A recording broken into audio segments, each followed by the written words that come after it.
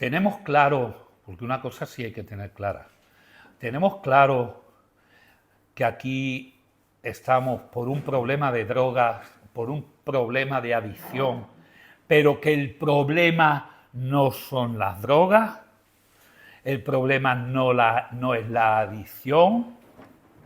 ¿Tenemos claro eso? ¿Tenemos claro que tú no has venido aquí a quitarte de las drogas? ¿Tenemos claro que tú no has venido aquí a dejar la cocaína?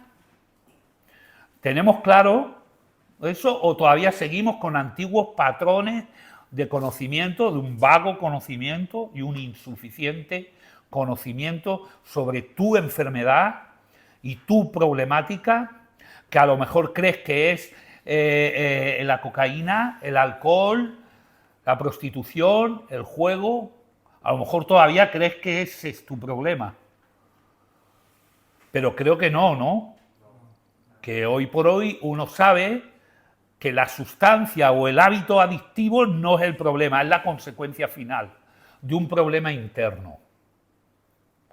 Y el problema interno no es una cosa así simbólica, ni impersonal, ni nada de eso. No.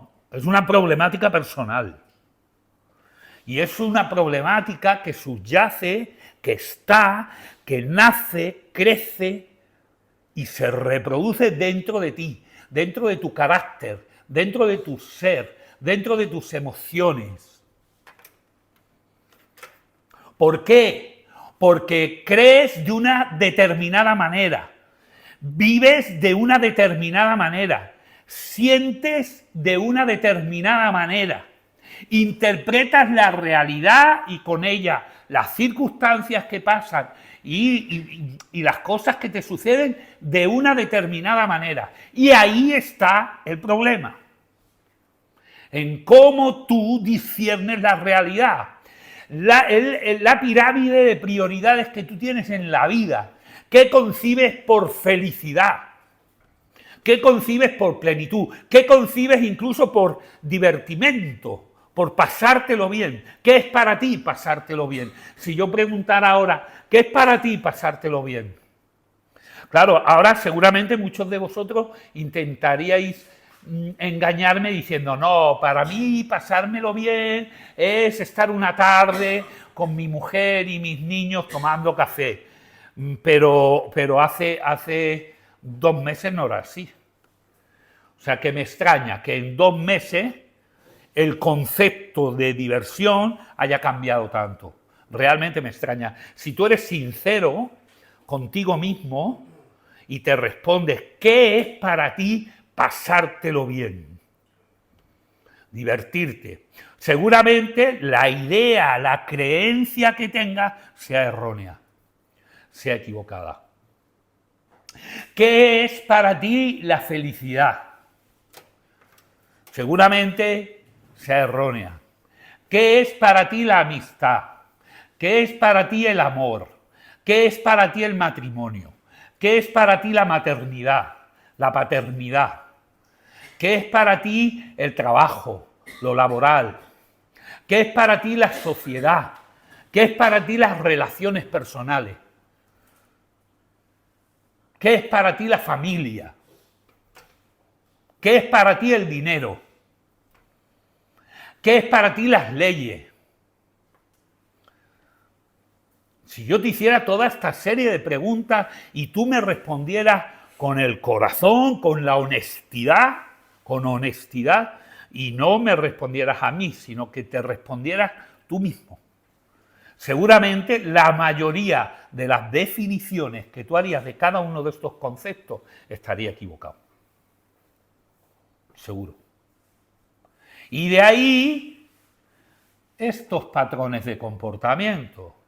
De ahí esta búsqueda incesante, pues de la felicidad, del placer, de la justicia, de la razón, de la ley.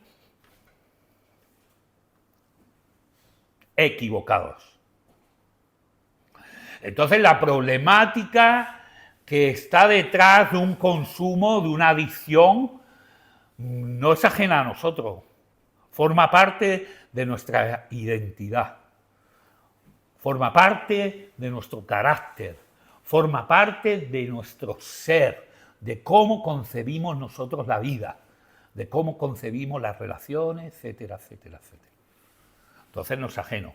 Y usted ha llegado, sinceramente y honestamente, a la conclusión de decir, caray, pues tengo un problema. Si yo concibo la felicidad así y es equivocada, si yo concibo la justicia así y es equivocada, si yo concibo la amistad así y es equivocado, si concibo esto y está equivocado, tengo un problema. Y un problema gordo. A ver, ¿cómo reestructuro?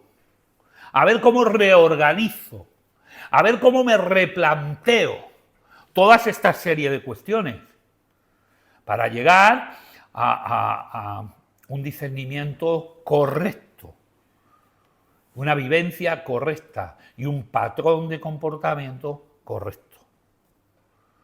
Que como mínimo, me haga vivir sin demasiadas dificultades añadidas. Porque la vida tiene dificultades y tiene adversidades y tiene muchas dificultades, pero no añadidas, no le vamos a añadir más, ¿no?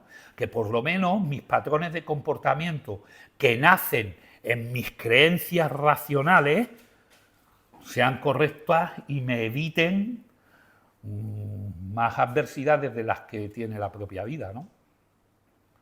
Entonces, todo esto es lo que conforma nuestra identidad. Y de eso quiero hablar yo hoy, esta tarde, un poquito, de la identidad. Y la identidad personal es un proceso complejo, ¿no? Complejo y cambiante, además. Se va desarrollando, porque se va desarrollando con el tiempo y con nuestras propias vivencias, ¿no? Entonces, cuando éramos más pequeños, teníamos las primeras experiencias, teníamos los primeros patrones, los primeros modelos de referencia. Entonces, nosotros íbamos aprendiendo, íbamos copiando cosas, íbamos adquiriendo nuestro propio carácter y nuestra propia identidad, ¿no? Pero eso no queda solo en la infancia, eso se sigue desarrollando todavía con el tiempo, ¿vale?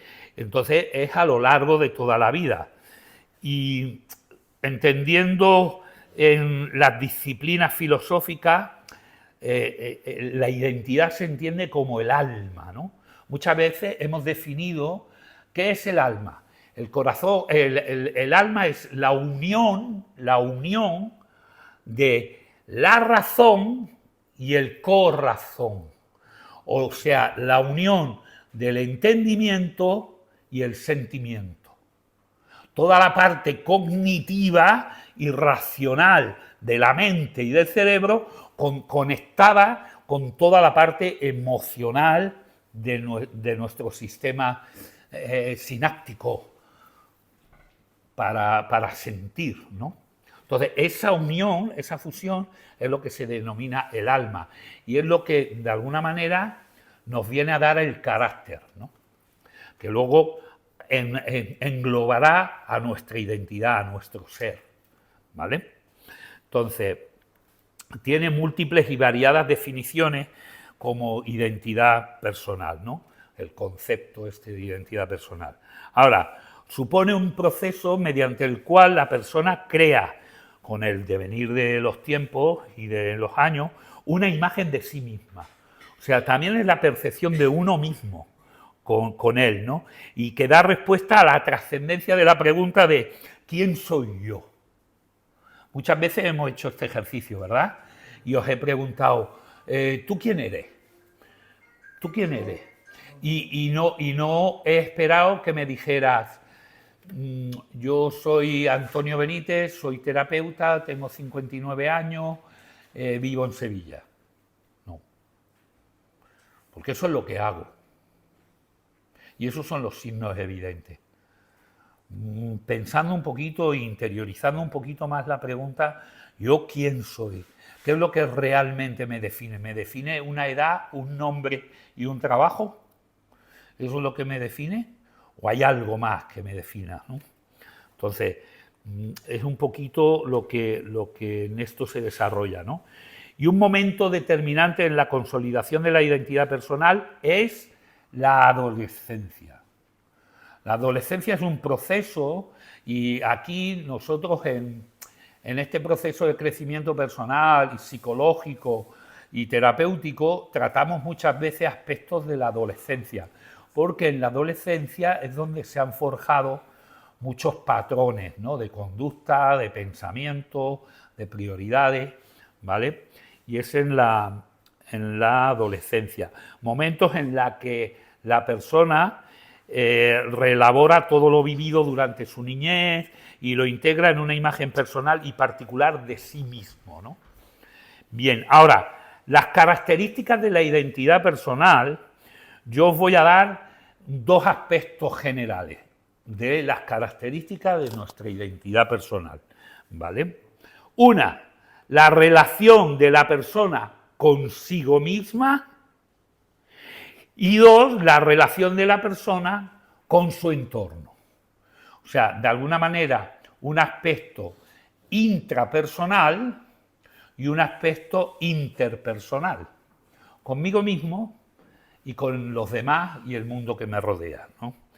Las personas desarrollan su identidad personal y el conocimiento de su entorno a partir de experiencias, en primer lugar, con su propio cuerpo, del contacto, la autorregulación de sus emociones, las motivaciones, los anhelos y la elaboración mental de todas estas experiencias internas.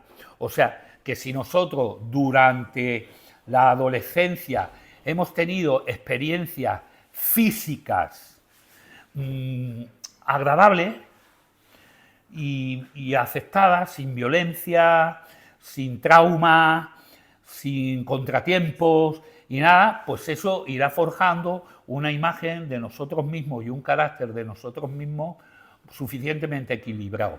Ahora, si nosotros hemos tenido experiencias físicas durante la adolescencia traumáticas, bueno, pues no sé, me pegaban demasiado, me castigaban mucho, con castigos un poquito exagerados, nunca he encontrado una caricia, nunca he encontrado una satisfacción, nunca me han valorado, nunca me han dicho qué bueno eres, qué bien lo haces, qué inteligente, que estoy orgulloso de ti, cuánto te quiero, mi niño, mi niña, y hemos tenido esas experiencias, tanto físicas como emocionales.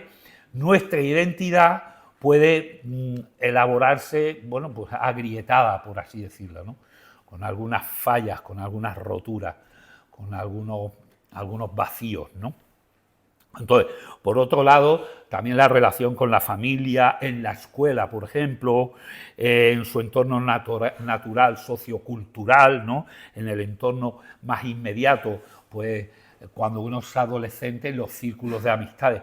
¿Cómo te has desarrollado tú en cuanto a los círculos de amistades en los que has estado? ¿Has sido líder del grupo? ¿Has sido el que siempre tenía que hacer algo para ser integrado, para ser aceptado por el grupo? ¿Has tenido que renunciar a tus propias creencias, a tus propias razones, a tus propias emociones? ¿Has tenido que renunciar a eso solo por sentirte aceptado en el grupo? ¿Has sido del montón, del que seguía por inercia lo que hacía el grupo y sin quererlo ni beberlo has terminado haciendo cosas que no hubieses deseado hacerlas, pero como has sido empujado por el grupo te han llevado a hacer cosas que tú no hubieras deseado? ¿En cuál de los sitios te sitúas tú? ¿Cuál de los sitios crees que has estado? Eso también va a ir conformando tu carácter y te otorga una serie de experiencias que te van a servir igualmente para aportar nuevos datos en la creación y el desarrollo del concepto de la identidad personal, ¿cierto? De este modo, el ser humano realiza un complejo trabajo de elaboración de todas y cada una de sus experiencias vitales, ¿vale?, para, a partir de ellas, entonces, construir un autoconcepto o una imagen de sí mismo.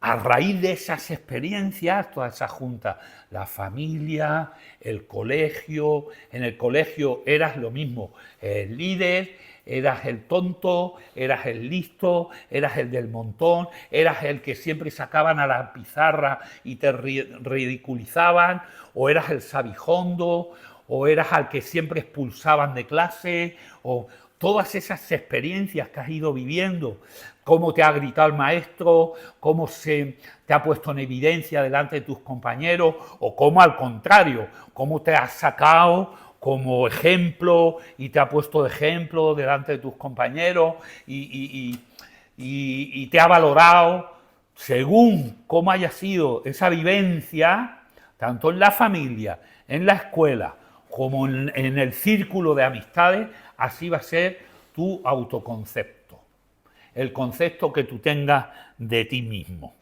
Y esta identidad personal, que como decimos, sigue fluctuando a lo largo de toda la vida, en pequeños o grandes matices, servirá de base a la persona para acometer sus experiencias vitales, con respecto a ella misma y con respecto a su entorno.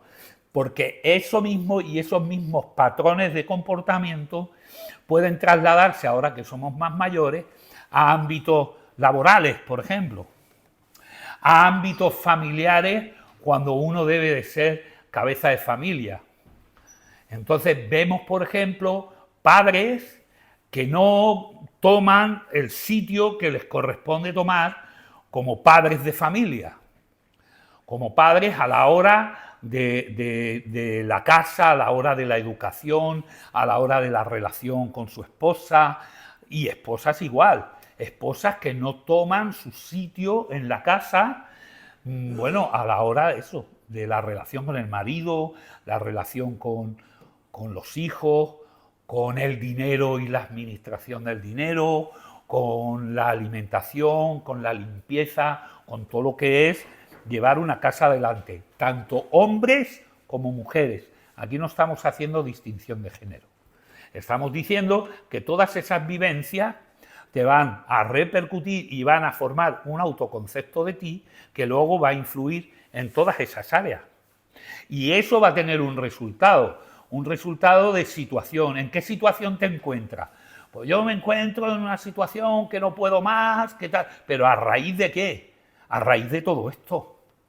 Claro que sí, a mí mi marido no me escucha, a mí mi marido no me dice, o al revés, a mí mi mujer no me echa cuenta, no me siento querido, no me siento tenido en cuenta, no me siento, lo que yo digo no vale, cae en papel mojado, no me siento respetado, no me siento querido, no me siento escuchado, no, pero bueno, ¿por qué? Eso tiene un porqué. Y será por los lugares que tú mismo ocupas, por todas estas experiencias que traes, ¿no? Entonces, la construcción de la identidad personal se trata, por tanto, de un proceso multifactorial que se retroalimenta constantemente. Constantemente.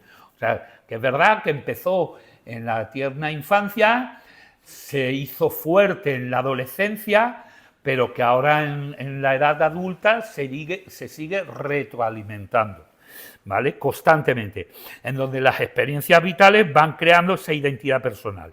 Y a su vez condiciona las vivencias posteriores, o sea, las que vamos a tener, lo que estamos diciendo, siendo de nuevo alimentado por ellas. Entonces, es una retroalimentación. Yo me comporto así por los patrones de comportamiento que traigo, por las vivencias que he tenido, y como me porto así, esto me vuelve a retroalimentar, me vuelve a dar otras vivencias que me vuelven a mantener ahí. Y eso es un círculo vicioso que a ver cómo lo rompo. Y a lo mejor, pues lo que hago es culpar a los demás, culpar a los demás, culpar a los demás, culpar a la situación que tengo, culpar a la situación económica, la situación familiar, la situación filial con los hijos, miles de situaciones, pero no rompo ese círculo. Cuando las tijeras las tienes tú para salir de ahí. Pero como entras en un bucle de retroalimentación, esto pasa mucho con la victimización. La victimización es un bucle de retroalimentación muy difícil de cortar. ¿Por qué? Porque es verdad que ha habido acontecimientos y ha habido situaciones que te han hecho mucho daño, que quizás hayas podido ser en parte una víctima de ello. Y ello ha conformado parte de tu carácter y lo ha hecho débil, lo ha hecho temeroso, lo ha hecho inseguro. Y ahora, en cada acto, fuera ya de esa circunstancia concreta en la que tú fuiste víctima, fuera de ahí, tú sigues con ese patrón de comportamiento, de inseguro, de víctima, de miedo, Cuando tú tienes las tijeras para salir de ese círculo, para cortar ese círculo, porque además, siendo realista, ya no es la misma situación, ya no estás en la misma situación. La adicción, nosotros hemos hecho muchas cosas de las que seguramente nos avergonzamos todos. Pero escúchame, no hemos llegado donde queremos estar, desde luego, pero ya ninguno de vosotros está donde estaba. Ya no estás donde estabas. Tú antes estabas sumido en el pozo de la desesperación, de la locura y de la esclavitud. Tú de ahí has salido ya. Entonces, estar constantemente victimizándote por lo que has hecho es un error. Es un error. Lo que hay que hacer es aprender, sacar una enseñanza. Y una enseñanza que esa sí retroalimente tu carácter. Y te haga mejor persona, y te haga sabio, y te haga una persona sabia. Dice, el hombre es el único animal que tropieza 2 veces con la misma piedra. Bueno, vale, 2 veces sí, pero 3 no. 3 no. ¿Por qué? Porque sales de ahí, sales de ese bucle, y sacas la enseñanza, y sacas la experiencia. Y entonces, con esa enseñanza y esa experiencia, esa es la que me va a servir para retroalimentarme. Entonces, yo me retroalimento de mis victorias. Y digo, yo puedo. Yo salgo, ¿ves cómo pude? ¿Ves cómo dejé el tabaco? Algo increíble después de 25 años fumando. Y hemos dejado el tabaco. Y yo puedo, y yo puedo, y yo puedo. No hay nada que yo no me determine a hacer que no vaya a poder hacer. Y eso es lo que va forjando un nuevo carácter, una nueva identidad. Y no es que yo lance cohetes al aire, sino que son realidades.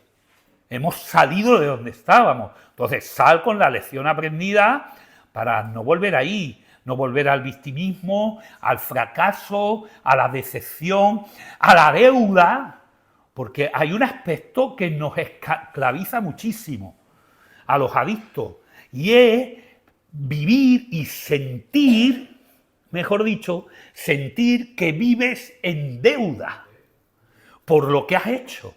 Y entonces estás en deuda con tu mujer o con tu marido, estás en deuda con tus hijos, estás en deuda con tus padres, estás en deuda con tu jefe, estás en deuda con tus amigos, moralmente, una deuda moral.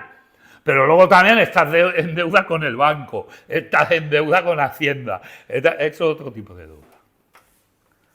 Pero la deuda moral, eso es una losa que lapida nuestra nueva identidad, la lapida y la deja aplastada, y aplastada en el victimismo y en el fracaso y en esa retroalimentación negativa. Y de ahí hay que salir, de ahí tienes que salir. ¿Por qué? Escucha esto bien, porque los fracasos del ayer no tienen por qué ser fracasos de hoy y mucho menos del mañana. Entonces tú tienes que salir de ahí y empezar a forjar en este aspecto una nueva identidad. Vale, algunos de los elementos y de los factores a través de los que se construye la identidad personal, lo hemos dicho así por encima. Uno es el grupo de pertenencia, que es la familia, los amigos, la vecindad, y todo eso pues va definiendo nuestras creencias y nuestros valores. El sistema educativo, para recordarlo, número 1, familia y círculos más cercanos. ¿vale? Número 2, el sistema educativo. Ofrece determinados contenidos que moldearán también nuestra identidad y nos dará creencias, ¿vale? Y modelos en los que, bueno, ir fijándonos e ir asemejándonos a ellos. Y luego la cultura y el sistema social en el que vivimos, porque un carácter latino no es igual que un carácter oriental. ¿No os ha pasado esto muchas veces? Yo cuando voy a una tienda de chino, yo no sé por qué, pero cuando me dirijo al chino, le levanto la voz y le digo, oiga, ¿y las pilas dónde están? Y él, con una pasividad admirable, dice, al segundo pasillo a la derecha. Y no mueve ni las pestañas. Y como no gesticula, yo creo que no me entiende. Pero no es que no me entienda, seguramente está pensando, este hombre, ¿por qué chilla tanto? ¿Y por qué levanta la voz? Porque me está entendiendo perfectamente. Pero al no gesticular, la cultura que tiene, a mí de alguna manera me condiciona. Y ha condicionado mi vida, y entonces somos sanguíneos, somos emocionales, somos latinos, ¿no? Que se dice, eres latino. Sin embargo, los orientales pues tienen un carácter más comedido, más controlado, más sujetado en sus emociones, a la hora de expresar sus emociones. Pues todo eso condiciona el carácter y condiciona la identidad, ¿verdad? No es lo mismo lo de los países del norte, de Europa del Norte, que de los países de Marruecos, del norte de África. No son los mismos, ni tienen los mismos caracteres. En la misma geografía, casi, en España, por ejemplo, no es lo mismo el carácter de un catalán, de un vasco o de un gallego que el de un gaditano o un granaíno. No son los mismos. Y no es solo en el acento del idioma, sino en el carácter. No responden igual a los mismos estímulos. No responden igual, son diferentes identidades. Entonces eso lo da también el sistema social y la cultura en la que te mueves e interiorizas determinadas costumbres y determinadas normas, ¿no? Y cuarto, lo que estamos diciendo he adelantado, el ámbito geográfico y residencial, ¿no? La naturaleza, el clima y factores físicos y meteorológicos de nuestro lugar de residencia también condicionan en gran medida nuestra identidad y nuestro carácter, y con ello nuestra personalidad. Son conceptos diferentes, pero son conceptos que conforman todo lo que somos, ¿no? Personalidad, identidad, carácter, son como la misma cosa vista de diferentes ángulos, ¿no? Y de diferentes perspectivas, pero sigue siendo lo que nosotros somos, ¿no? Y luego, algo también que condiciona mucho es el idioma, ¿no? El idioma, a través del idioma se transmiten muchos valores, muchas creencias, muchas costumbres propias del grupo lingüístico al que se pertenece, ¿no? Yo, por ejemplo, como dato curioso, ¿no? La Biblia, la Santa Biblia, en origen está escrita primero en hebreo y después en griego, ¿no? Entonces, el hebreo llega a ser casi una civilización o una cultura casi oriental, no llega a ser oriental, pero no es occidental, desde luego. Entonces, la cultura hebraica tiene mucha peculiaridad.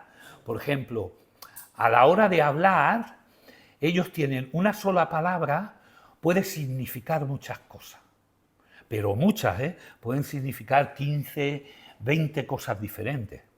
Una sola palabra. Nosotros, por ejemplo, la palabra para hablar de Dios, por ejemplo, cuando decimos el Señor, tenemos una sola palabra para referirnos al Señor. Pero los hebreos tienen muchas. Y sin ir más lejos, los ingleses, por ejemplo, tienen dos. Cuando quieren decir señor José, dicen Sir, porque es un señor, es un humano, es una persona humana. Pero cuando quieren decir señor refiriéndose a Dios o a un alto rango mucho más allá de un simple señor, dicen Lord. Entonces no es lo mismo Lord que Sir. Entonces esas diferencias culturales dan muchas características a tu personalidad. Por ejemplo, los hebreos no entenderían ciertas metáforas. Por ejemplo, las perlas de tu boca. Las perlas de tu boca son tus dientes, ¿verdad? Eso lo entendería cualquier persona. Bueno, pues un hebreo difícilmente. O, por ejemplo, el dicho este de algún día vas a perder la cabeza. Dirían, ¿cómo? ¿Perder la cabeza? ¿Cómo se puede perder? ¿Que se la van a cortar? No. O sea, que el lenguaje configura una manera de pensar, unos conceptos. Las palabras transmiten conceptos y los conceptos transmiten realidades. Entonces, si tú tienes un léxico diferente al otro, tú al comunicarte estás comunicando unos ciertos conceptos que reflejan la realidad de una cierta manera, que a lo mejor la otra persona no está acostumbrada. Y lo diría de otra forma, y se referiría a eso mismo de otra manera. En fin, y ahí el cambio de identidad, ¿no? La diferencia de identidad, la diferencia de caracteres y la diferencia de personalidad, que es lo que estamos diciendo, ¿no? Entonces el idioma también es muy, muy importante. Estamos diciendo que desde pequeño, bueno, pues nos vamos relacionando con nuestro entorno inmediato, la madre, posteriormente con nuestro cuerpo, nuestra sensación interna, y van creándose creencias y etiquetas mentales que integran todo eso vivido, ¿no? Y cuando la imagen que nos llega del exterior no encaja con nuestra percepción interna, ¿entiendes esto? O alguien te está diciendo, oye, porque tú eres así, tú dices, yo no, yo así. Que va. Cuando sucede esto, suele ocurrir que se crea una lucha interna entre lo que la persona cree que es, normalmente basado en esas creencias, generalmente además negativas sobre uno mismo, basado en lo que hemos vivido exteriormente, que hemos explicado antes, entonces lo que uno se cree que es, y lo que siente que es en realidad. Se forma, se crea esa lucha, ¿no? Alguien te dice, tú es que eres un mentiroso. ¿Yo un mentiroso? Mira, yo seré cualquier cosa menos mentiroso. Perdona, pero si eres adicto, eres un mentiroso. Porque has tenido que serlo a marcha forzada. ¿Vale? Entonces hay esa lucha interna tuya entre lo que tú crees y la evidencia de lo que eres, ¿no?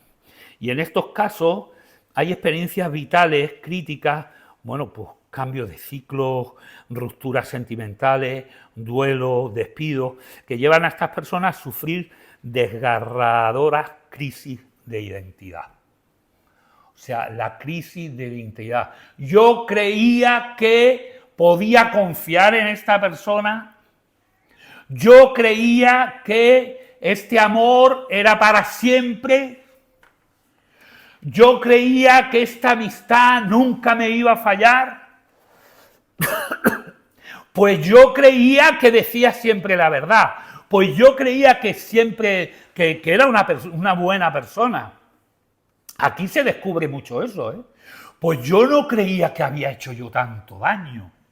Cuando uno va tomando conciencia de, en la vida de adicción, el daño que ha hecho a la familia, a los seres queridos, cuando uno toma conciencia de eso, que eso no vas a tomar conciencia tú hasta pasado algún que otro año después de que te rehabilites, ya no ahora, dentro de un par de añitos como mínimo. Y tú vayas siendo consciente de lo que has sido capaz de hacer, porque ahora lo sabes tú mentalmente. Perdón. Tienes una idea racional de lo que has hecho, pero no emocional. Tú lo sientes. Cuando muchos de vosotros me dicen, yo me quiero ir porque quiero mucho a mis hijos y no puedo estar sin ellos, y les digo yo, no, si tú no quieres a tus hijos. Oh, parece que les has insultado. Digo, ¿cómo no voy a querer yo a mis hijos? ¿Cómo no? Pues como que no. Si tú hubieras querido mucho a tus hijos, tú no estás donde estás ahora mismo. A ti te ha dado igual. A ti ha habido en algunos aspectos y en algunos momentos de tu enfermedad, y sobre todo al principio, que te ha dado igual. Y entonces, este mismo proceso de adicción ha ido anestesiando tu corazón, que tú mismo no te das ni cuenta que no sientes. Que piensas racionalmente, sí, son mis hijos, los quiero, pero es racional, no es emocional. Cuando tú tomes contacto con eso, pues ya me cuentas y ya me dices. Y entonces, posiblemente puede que sobrevenga una crisis de identidad. Porque digas tú, caray, yo no sabía que yo era tan desalmado. Yo no sabía que yo era capaz de hacer tanto daño. Yo es que no lo sentía, es que no me daba cuenta. Y yo soy así en este proceso, por ejemplo, de crecimiento personal, donde se pone de relieve todo lo que hacemos mal, todo lo que está equivocado, en todo lo que erramos, en todo lo que fallamos. ¿Para qué? Para cambiarlo, para corregirlo. Entonces, lo que nos interesa es sacar a la luz, poner de relieve todo lo que hacemos mal. Entonces, llega un momento que dice uno, pero es que no hago nada bien. No, perdona, no es que no hagas nada bien. Es que aquí lo que interesa es poner de relieve lo que haces mal, porque lo que haces bien, bien hecho está. Pero es tan abrumador cuando uno toma contacto con todo lo que hace mal y empieza a darse cuenta de cómo es uno, y dice, caray, es que de 10 cosas, 8 son equivocadas. 8 las hago mal. ¿Este soy yo? Pues sí, este eres tú. Hombre, te salvan las 5 cositas que haces bien. Te salvan las 4 cositas o las 5 que haces bien. Pero este eres tú. Y ahí te puede venir una crisis de identidad. Pero eso está bien. Eso está bien. ¿Por qué? Porque estás rompiendo la identidad errónea que habías hecho, que te habías construido bajo una percepción de ti mismo que no era la correcta. Y no estamos diciendo que todo esté mal, no estamos diciendo eso. Estamos diciendo sobre todo las áreas que a nosotros nos interesan, que son las que tienen relación directa con un comportamiento adictivo, que es lo que aquí nos interesa. Si fuésemos de parejas, de matrimonios, pues hablaríamos de otras áreas. Si fuese esto de la amistad, hablaríamos de otras cosas. Pero estamos en adicciones. Un segundo, perdona.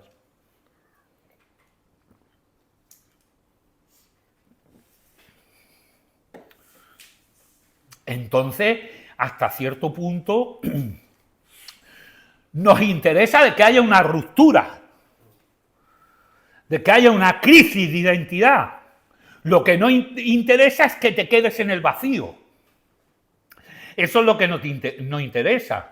Y porque lo mismo de perjudicial es tener una identidad errónea y equivocada y fallida que te lleva a unos patrones de comportamiento totalmente tóxicos, que estar vacío y no tener dirección, no saber ni quién eres.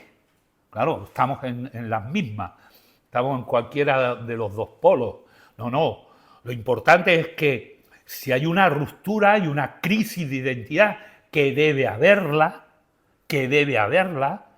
lo bueno es que ahora, una vez roto eso, y una vez abierto tu corazón de piedra, ahora desechemos lo que no nos interesa, lo que no me construye, lo que no me edifica, lo que no me enseña, me hace crecer, me dignifica. Esa es la palabra. Desecharlo. Y entonces, en base a unos ciertos fundamentos que vamos a marcar, en base a eso empezar a construir. Si hace falta una nueva identidad, que realmente sea el fondo, o será el fondo de lo que había debajo. Porque, hombre, puede haber ocasiones en las que nuestros padres nos hayan malcriado, puede haber ocasiones de que vengamos de familias desestructuradas, y es normal, es muy común, ¿no? Pero luego hay otros casos en los que venimos de familias muy normales, donde nuestros padres nos han educado lo mejor que sabían, donde nos han inculcado valores, hemos estado en los colegios y el que más, el que menos, bueno, pues ha hecho sus estudios, su enseñanza obligatoria y con buenas referencias. Entonces, de alguna manera, si viene la crisis de identidad, lo bueno será recuperar esos valores que teníamos antes y seguir edificando en esa dirección. O sea, que no siempre la crisis de identidad es malo. Tengo crisis de identidad, estoy fatal. ¿Por qué? Pues porque me han echado del trabajo, porque me ha abandonado mi mujer, porque me estoy dando cuenta del daño que he hecho, porque he perdido muchas oportunidades en mi vida, porque he destrozado negocios, porque he destrozado círculos de amistades, por un montón de cosas, ¿no? Y tengo una crisis de identidad. Bueno, no es tan malo, porque ahora desechemos de todo lo que nos hemos estado dando cuenta que ha sido negativo para nuestras vidas y sigamos construyendo en esos valores y en esos fundamentos que sí tuvimos algún día o que vamos a aprender nuevos, ¿cierto? Entonces, la superación de una crisis de identidad pasa por revisar todas las creencias, todas las actitudes y todos los valores que uno tiene y que sustentan nuestra identidad personal. Y borrar, es lo que estoy diciendo, borrar aquellas que no se corresponden con nuestro ser esencial y reelaborar nuestra imagen personal a partir de ideas más realistas, sobre todo realistas, la verdad, positiva y acordes con el ser que realmente somos. Por eso yo hago mucho hincapié en la honestidad. Y la honestidad con uno mismo. Sé honesto contigo mismo. Porque que me mientas a mí puede tener más o menos valor. Alargará más o menos el proceso. Pero a fin de cuentas, yo no tendré ninguna repercusión. ¿Por qué me mientas? Tú sí. Porque además lo importante y lo grave y lo triste no es que me mientas a mí, es que te mientas a ti mismo. Entonces, la honestidad con uno mismo es fundamental. Fundamental. Y pasa por el reconocimiento. Reconocimiento de lo que he hecho, de lo que soy, de mis virtudes y mis defectos, de mis victorias y de mis fracasos. Porque seguro que si yo te pido que hagas una lista ahora de fracasos, me llenas un folio entero. Pero si te digo que me hagas una lista de tus victorias, difícilmente pases de 10. Tendría yo que ayudarte un poquito, y desde pequeño no aprobaste esto, y no te has sacado el carnet de conducir, y no has hecho esto, y no fueron tus padres a la graduación de tus estudios y no tal, y tu primer trabajo, y tendré yo que ayudarte en esas victorias. Pero difícilmente tú por ti mismo te vas a dar cuenta. ¿Por qué? Porque no somos honestos con nosotros mismos. Y tendemos a ver la parte negativa de nuestras vivencias, cuando hay una positiva. Ahora, no se debe ocultar ni una ni otra. Ni tus fracasos, ni tus victorias. Ni tus debilidades, ni tus fortalezas. Y tus virtudes, porque sin duda las tienes. O bien las tienes escondidas de abajo, o bien las tienes que recuperar. Pero las tienes. Entonces, sé honesto contigo mismo. Sé honesto contigo mismo. No te engañes a ti mismo. Ya está bien de engaño. Ya está bien de tapar. Ya está bien de no reconocer.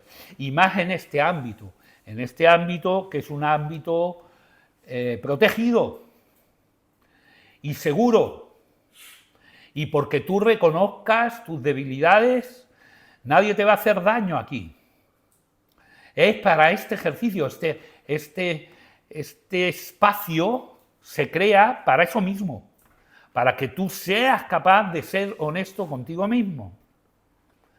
Y qué difícil es, y qué lucha más titánica, el reconocerte débil, reconocerte que te equivocas, que fallas, que engañas, que mientes, que te justificas, que ocultas, que manipulas. Cuando lo sabemos, a quien te lo tienes que reconocer es a ti mismo. Y en base a eso desechar patrones de comportamiento negativo y adquirir nuevas creencias. Porque el patrón de comportamiento viene de una emoción que ha generado una creencia. Sabemos cómo es, ¿no? El circuito. Yo tengo una creencia, tengo un pensamiento, ese pensamiento me genera un sentimiento y el sentimiento me genera un comportamiento. Entonces, si yo tengo patrones de comportamiento erróneos, tengo que retroceder en el circuito y tengo que irme a la emoción y decir, ¿qué emoción es la que produce este comportamiento erróneo? Una vez que identifico la emoción, tengo que seguir retrocediendo y llegar a la creencia y decir, ¿qué creencia produce este sentimiento? Y revisar esa creencia. Y lo más seguro es que sea errónea, que esté equivocada. Por eso hace en el mismo circuito que al final tú tengas un patrón de comportamiento equivocado. ¿Cierto? Muy bien. Pues hasta aquí. Recupera tu identidad. Muy bien.